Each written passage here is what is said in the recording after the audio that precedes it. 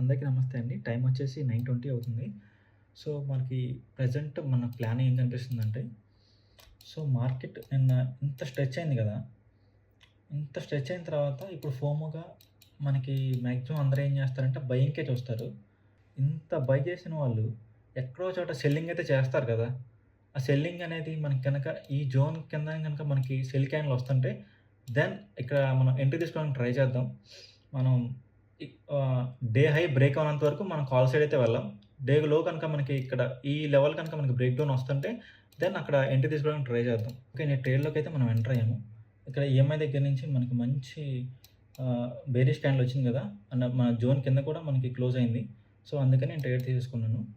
నా stop loss వచ్చేసి ఇక్కడే పెడతాను. అరౌండ్ మాక్సిమం అయితే ఒక 7 పాయింట్స్. 7-10 పాయింట్స్ అయితే మనం పెడదాం అంతే. టార్గెట్ కూడా అంతే. 7 పాయింట్స్ టార్గెట్ పెట్టాం. 7 పాయింట్స్ స్టాప్ లాస్ పెట్టాం కదా! టార్గెట్ 20 పాయింట్స్ అలా పెట్టుకుందాం. వస్తే మూవ్‌మెంట్ ఇక్కడి నుంచి ఫాస్ట్‌గా రావాలి.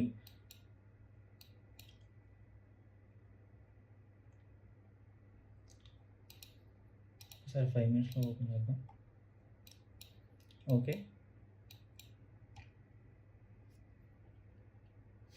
ఓకే. 10 పాయింట్స్ అయితే మనకొచ్చేసింది ఆల్రెడీ. అరౌండ్ 20 పాయింట్స్ అయితే మనం బుక్ చేసుకోవడానికి ట్రై చేద్దాం. Okay. Nice. Nice move. Next follow through candle గనుక వస్తే బావుంటది. ఓకే. బ్యాంక్ నిఫ్టీ ఇంకా జోన్ బ్రేక్ చేయలేదు. సెన్సెక్స్ అయితే బ్రేక్ చేసింది. ఓకే. పర్లేదు వెయిట్ చేయొచ్చండి. వెయిట్ చేద్దాం. లేదా కాస్ట్ టు కాస్ట్ ఎగ్జిట్ అయిపోదాం. కావాలంటే మళ్ళీ ట్రేడ్ తీసుకుందాం. స్టాప్ లాస్ అయితే తీసుకోవద్దు. ఎందుకంటే already okay. I think I will book here.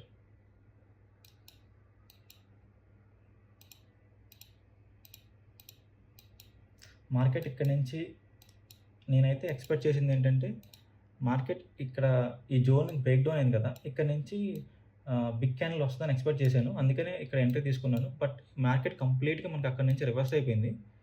So, కంప్లీట్‌గా ఇక్కడ సెల్లర్స్‌ని మనం ఏదైతే ఆలోచించి మనం సెల్ చేసామో, ఆ సెల్లర్స్‌ని ఇక్కడ ట్రాప్ అయ్యాం. చూసారా ఎంత పెద్ద విక్స్ వచ్చింది కదా! ఆ విక్స్‌ని మనం ఇలాంటి జోన్స్ దగ్గర మనం విక్స్ వచ్చిందంటే మనం ట్రాప్ అయిపోతాం. అందులో మనం స్కాల్పింగ్ చేస్తాం కదా! మనం క్విక్‌గా ప్రాఫిట్ బుక్ చేసుకోవాలి. సో, ఫస్ట్ ట్రేడ్ మనకి ప్రాఫిట్ అంటే ఇంకంతేనండి. చిన్న ట్రేడ్ చేసాం. కాస్ట్ టు కాస్ట్ మనం ఎగ్జిట్ అయిపోయాం. ఒక 1000 profit. Cost to cost exit అయిపోయాం. అరౌండ్ 3000 మనకు ప్రాఫిట్ చూపిస్తుంది 10 పాయింట్స్. బట్ మన టార్గెట్ ఏంటంటే చూడండి ఎంత బిగ్ క్యాండిల్ వచ్చిందో. కంప్లీట్ రివర్స్ అయిపోయింది. నాకు ఈ రెడ్ క్యాండిల్‌లోనే అర్థమైపోయింది. ఇక్కడ విక్స్ వస్తుంది కదా! అక్కడే అర్థమైంది. మార్కెట్ ట్రాప్ చేస్తుందని. లేదంటే ఇక్కడ 20 పాయింట్స్ కాదు. ఇక్కడ ఈజీగా 40 పాయింట్స్ మనకొచ్చేది. ఈజీగా వచ్చేది 40 పాయింట్స్. ఎందుకంటే ఇక్కడ ఆల్రెడీ మనకి గ్యాప్ ఉంది కదా! 100 పాయింట్స్ ఉంది. ఈజీగా 50 పాయింట్స్ వన్ గోలో మూవ్ అయిపోయేది. సెల్లింగ్ ఎప్పుడైనా ఫాస్ట్‌గా వస్తది. అవ్వట్లేదంటే మనం ట్యాప్ అయ్యే ఛాన్సెస్ ఎక్కువ ఉంది. స్కాల్పింగ్. మీరు ఇంట్రాడే అలా చేస్తుంటే ప్రీవియస్ క్యాండిల్ ఉంది కదా! ఆ క్యాండిల్ హై వరకు మనం పెట్టుకోవచ్చు. ఈ క్యాండిల్ హై అలా పెట్టుకోవచ్చు. కాకపోతే మనం ఇంట్రాడే కాదు కదా! స్కాల్పింగ్ అలా చేస్తుంది. సో, నెక్స్ట్ ప్లాన్ ఏంటంటే మనకి డే హై ఉంది కదా! ఈ డే హై కనుక మనకి బ్రేక్ చేస్తుంటే దెన్ ఇక్కడ ప్లాన్ చేద్దాం. ఎందుకంటే బయ్యర్స్ మన డే హై కూడా బ్రేక్ అవుతుంటే మాత్రం బయ్యర్స్ చాలా స్ట్రాంగ్‌గా ఉన్నారని అర్థం. అంత స్ట్రాంగ్‌గా ఉన్నప్పుడు మనం ట్రెండ్ ఎలా ఉందో అలానే ఫాలో అవుదాం. మనం ట్రెండ్ రివర్స్‌లో మనం ట్రై చేసాం ఈ ట్రేడ్. చిన్న స్టాప్ లాస్ పెట్టి. ఆ స్టాప్ లాస్ కూడా హిట్ అవ్వలేదు. మనం ముందే ఎగ్జిట్ అయిపోయాం. So, no problem. స్కాల్పింగ్‌లో మనకి ట్రేడ్‌లో మనం రాంగ్ అవుతున్నాం అని మనకు అర్థమవుతుంటే మనం వెంటనే ఎగ్జిట్ అయిపోవాలి. ఆ ట్రేడ్‌ని గనుక హోల్డ్ చేస్తూ కూర్చుంటే చూడండి ఇప్పుడు 20 పాయింట్స్. మనకి క్యాప్చర్ చేద్దాం అనుకున్న 20 పాయింట్స్. అలానే స్టాప్ లాస్ మనం 20 పాయింట్స్ పెట్టలేం కదా! స్కాల్పింగ్‌లో. సో, వెంటనే ఎగ్జిట్ అయిపోయాము. స్కాల్పింగ్ చేద్దాం అనుకుంటే మాత్రం quick exit, quick entry, quick exit అనేది కంపల్సరీ. టైం వచ్చేసి 1:25 అవుతుందండి. మనం అయితే పుట్ సైడ్ ఎంట్రీ తీసుకున్నాను. రిస్క్ వచ్చేసి 3 పాయింట్, రివార్డ్ వచ్చేసి ఒక 10 పాయింట్స్ అయినా మినిమమ్ క్యాప్చర్ చేయడానికి ట్రై చేద్దాం. మొన్న నుంచి మార్కెట్ అయితే పెద్ద రివార్డింగ్‌గా లేదు. సో, అందుకని రివార్డ్ 10 పెట్టుకున్నాను. బట్ ఎంతొస్తే అంత బుక్ చేసుకుందాం. మార్కెట్ ఎంత ఇస్తే అంత తీసుకుందాం. Okay. Sell order okay. Stop loss కాదు. సెల్ ఆర్డర్ పెట్టాను. ఓకే. 127 అరౌండ్ 3 పాయింట్స్ కదా! సెల్ ఆర్డర్ పెట్టేశాను. ఓకే. స్టాప్ లాస్ పెట్టాను. టార్గెట్ కూడా అరౌండ్ 10 పాయింట్స్ అనుకుంటున్నాం. ఎంతొస్తే అంత బుక్ చేసుకుందాం. ఒకసారి మార్కెట్ 5 మినిట్స్‌లో చూపిస్తాను మీకు. చూడండి. మార్కెట్‌లో మార్నింగ్ నుంచి ఎలాంటి బిగ్ క్యాండిల్ లేదు.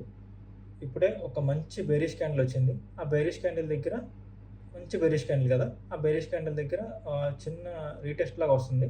ఆ రీటెస్ట్ దగ్గర నుంచి మనకు మంచి మూవ్ ఉండే ఛాన్స్ ఉంది. ఓకే అండి. Let's wait. వెయిట్ చేద్దాం.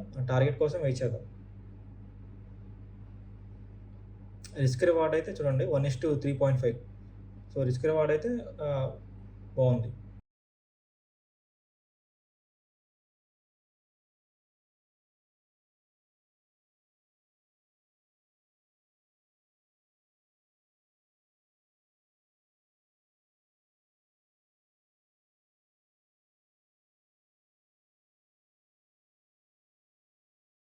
ఓకే. నైస్ మూవ్ అండి. Nice move.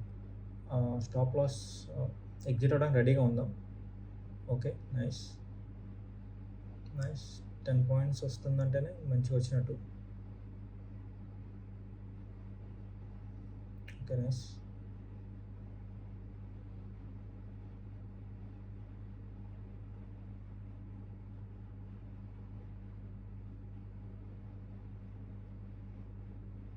ఓకే. 10 పాయింట్స్ రావట్లేదు. I think will book here.